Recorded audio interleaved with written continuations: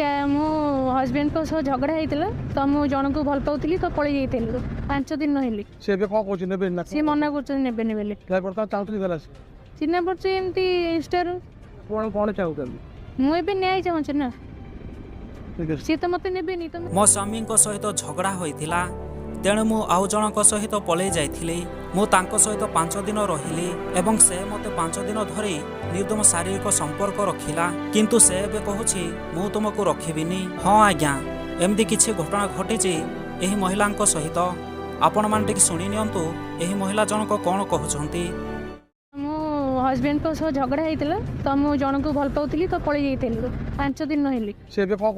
सी मना कर चिन्ह पड़े एमती इंस्टार मुझे न्याय चाहूँ ना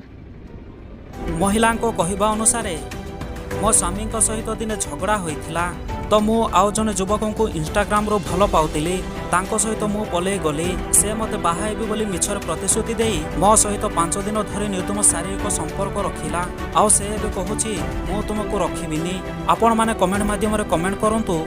एठार के अधिक भूल करिसंती युवक जनक ना महिला जनक।